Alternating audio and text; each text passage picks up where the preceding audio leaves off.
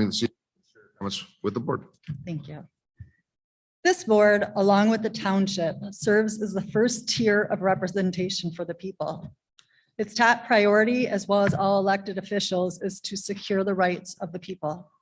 The independence movement started with James Otis Jr., a government employee who quit, not willing to participate in the overreach of the people.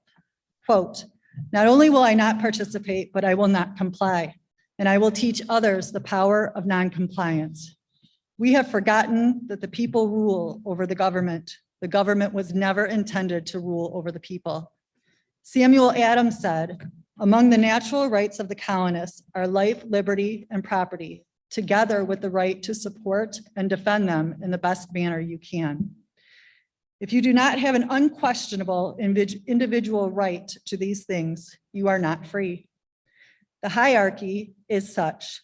God created man, man created society, and society created government. Each step down has less power, and over time, this has become inverted. Today, we see the federal, state, and local governments operating outside their created authority and engaging in massive overreach to the destruction of our rights. So if they are operating outside of our consent with no just power, our silence and our compliance is our consent. It was only when the states, not the people, ratified the Constitution that the federal government was formed. Therefore, the federal government has no authority over anything not specifically listed in the Constitution. James Madison's Federalist 45 paper states, "The powers delegated by the proposed Constitution to the federal government are few and defined. Those that remain in the states remain." Why? Because they started there in 1776. Delegated means temporary trust of responsibility or authority from a higher power to a lower power. States equal higher power, federal government equals lower power. And the condition of delegating power is to secure the people's rights. When you fail to do so, it's the people's duty and authority to take it back. If not specifically listed in the Constitution as an authority of the federal government, including the CDC, the EPA, the FDA, the Department of Education, Human and Health Services, FBI, CIA, Homeland Security, etc., the governing of all such agencies are reserved to the states. Reserved means the states can say no. If not, there is no limit to the federal government power, which means the state is not free. So this is where we're at. And the good news is that our state is still free on paper. The federal government is still limited in its authority on paper. And the Constitution is still a legal binding document for now.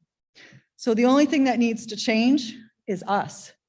When the federal, state, and local governments are exercising powers not delegated to them, they are violating the Constitution, which is the law of the land.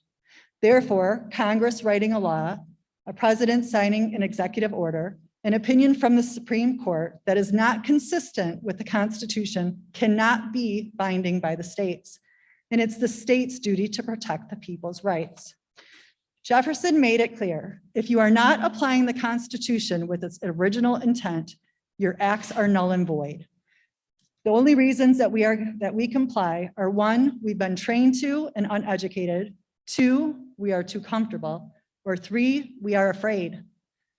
Peaceful noncompliance is the people enforcing the law of the land when the government is acting unlawfully. This holds true for mask mandates, forced vaccines, testing, shutting down schools, businesses, lockdowns, job loss from noncompliance. All unconstitutional, all null and void, unless we comply. As we continue to unite, recruit, and organize, the board needs to constitutionally represent its district's freedoms. Noncompliance is not a bad word. It is the duty and our obligation, not only for ourselves and our children, but the generations to come. Samuel Adams said, "No people will tamely surrender their liberty or easily be subdued when knowledge is diffused and virtue is preserved." Thank you.